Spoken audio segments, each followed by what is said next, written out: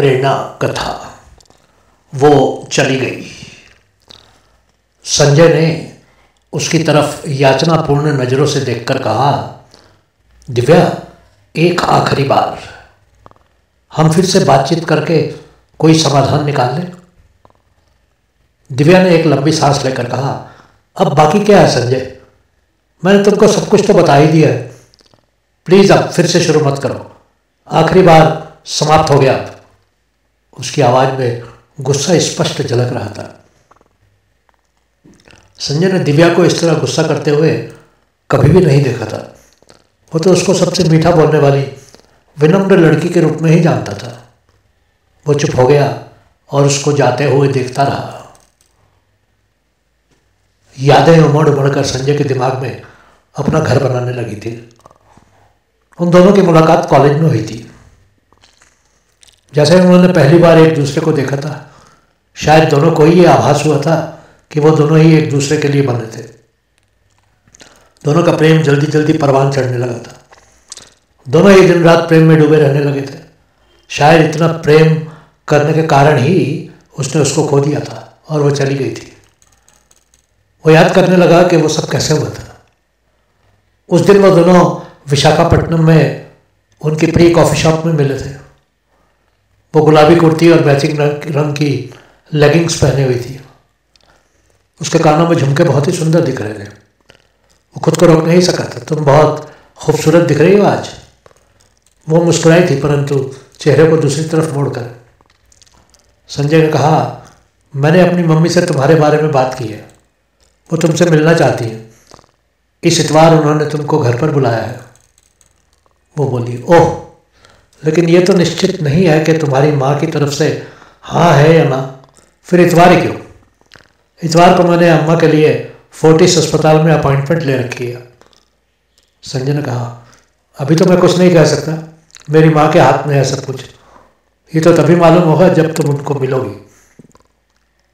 मैंने तुमको पहले ही कहा था कि मेरी माँ आजकल अपनी योग की कक्षा में व्यस्त है। सिर्फ इतवार को ही खाली होती है। दिव्या ने कहा, लेकिन मैं अम्मा की अपॉइंटमेंट स्थगित नहीं कर सकती हूँ। क्या हम अगले इतवार को मिल सकते हैं? संजय ने विनती की, मैं तुमको अपने परिवार से मिलवाना चाहता हूँ। हमको इस मुलाकात से कितनी आशा है। मेरे डैडी सोमवार को दिल्ली जा रहे हैं। प्लीज़ अपनी अम्मा की अपॉइंटमेंट इस बार स्थगित कर दो, मेरी खातिर।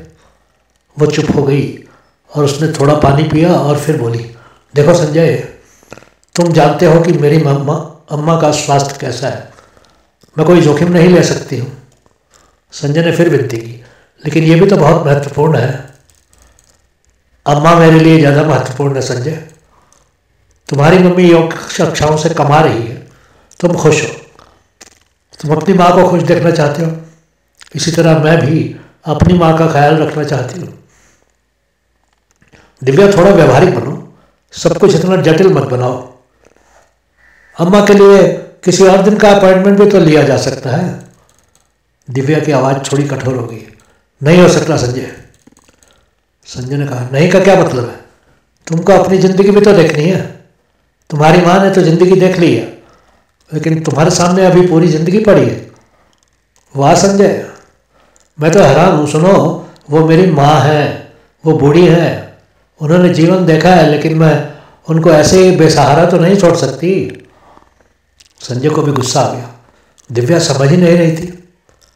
फिर भी संजय ने खुद को नियंत्रित कर लिया और कहा, ऐसा लगता है जैसे तुम मेरे बच्चों की मेरे घर में देखभाल करने से ज़्यादा अपनी अम्मा की देखभाल में ज़्यादा ध्यान देने वाली हो।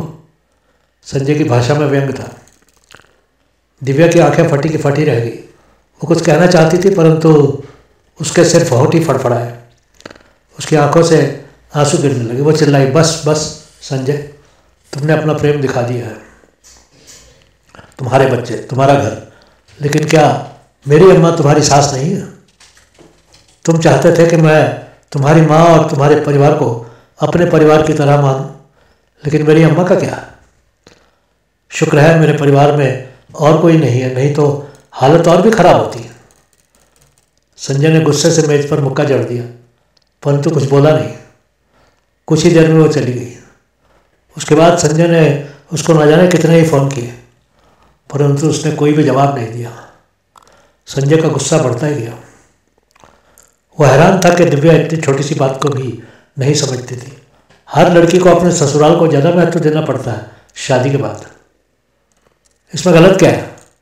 शायद दिव्या सोचती है कि वो नियम बदल देगी, समाज बदल देगी, दुनिया बदल देगी। दिन बीतने लगे परंतु कुछ नहीं हुआ। संजय नहीं जानता था कि इतनी छोटी सी बात के कारण उनके संबंध में इतना तनाव आ जाएगा। वो आखिर दिव्या के घर पहुंच ही गया। दिव्या की मम्मी ने दरवाज़ा खोला। जिस तरह से उसकी माँ ने संजय को देखा, उससे ज्ञात होता था कि दिव्या ने शायद उसकी माँ को संजय के बारे में कुछ भी नहीं बताया था। संजय ने खुद को दिव्या का मित्र बताया। संजय ने देखा कि दिव्या की माँ देखने में ही बीमार लग रही थी। कुछ देर के बाद दिव्या उसको मिलने के लिए नीचे आई। वो सामने के सोफे पर बैठ गई। माँ संजय के लिए कॉफ़ी बनाने के लिए रसोई में चली गई। संजय ने साहस करके बोलना शुरू किया, दिव्या, उस दिन के लिए मुझे माफ़ कर दो। मैं सच में माफ़ी मांग रहा हूँ। मैं तुमको इस इतवार अपने माता पिता से मिलवा दूंगा। दिव्या ने उसको उखड़ी उखड़ी नज़रों से देखा। उस दिन इतने वाद विवाद के बाद तुम ये भी नहीं जानते कि हम झगड़े क्यों थे? संजय, समस्या माता पिता से मिलने की नहीं है, समस्या तुम्हारे विचारों की है। मेरे विचारों की? तुम ऐसा कैसे कह सकती हो दिव्या? दिव्या ने कहा, संजय, तुम मुझे जानते नहीं अब तक। तुम नहीं जानते कि मेरी दुनिया क्या है। तुम एक लड़की की दुनिया के बारे में कुछ नहीं जानते। तुम लड़की के विचारों को नहीं जानते। मुझे तुम्हारे साथ प्रेम में रहने के कारण कितना बलिदान करना पड़ा। मेरी माँ का मेरे सिवा और कौन है? तुम मेरी माँ को अपने घर में जगह देने से तो रहे, लेकिन मेरी माँ ने मुझे जन्म दिया था और मुझे पालकर बड़ा किया है। दिव्या की आंखों से आंसू गिरने लगे। वो उठकर ऊपर जाने लगी। संजय ने विनती भरे भाव स्वर में कहा, दिव्या, एक आखिरी बार, एक बार आप बातचीत से कोई समाधान निकाल लें। संजय पूरी तरह से खंडित हो गया था। दोनों अलग हो गए थे। दोनों तब भी प्रेम करते थे, लेकिन दोनों के बीच में एक पारदर्शी दीवार खड़ी हो गई थी। दिन बीतने लगे परंतु संजय उस दीवार को नहीं तोड़ पाया। उस दिन दिव्या के घर से वापस आकर संजय अपनी माँ के पास बैठ गया। माँ को आभास हो गया कि संजय परेशान था।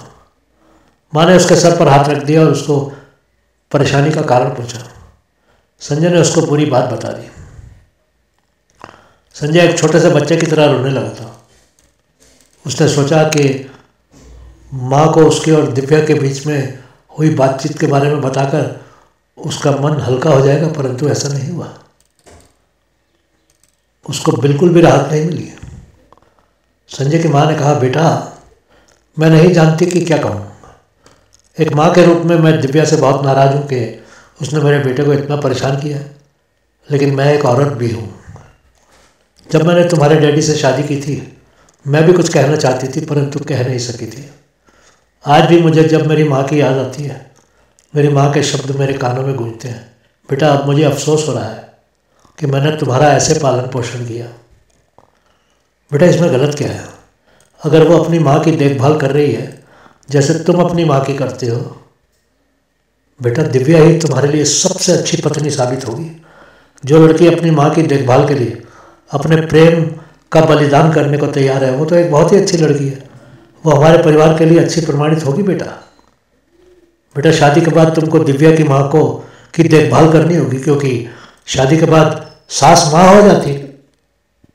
चलो अब जल्दी करो, जाओ और अपनी पत्नी और उसकी अपनी दूसरी माँ को जल्दी से मुझसे मिलवाने को ले आओ। जाओ बेटा, बिल्कुल भी मत सोचो। संजय हैरान सा अपनी माँ को देखता ही रह गया। वो जानता था कि दिव्या यूँ तो उससे दूर चली गई थी, परंतु उसको अब ये विश्वास हो गया था कि वो उसको हमेशा हमेशा के लिए अपने घर में ले आएगा। उसको अपनी माँ पर गर्व था। उसने आगे बढ़कर अपनी माँ की गोदी में अपना सर रख दिया और कहा, माँ, आप ही किसी और की माँ को समझती हैं। आप धन्य हैं मम्मी।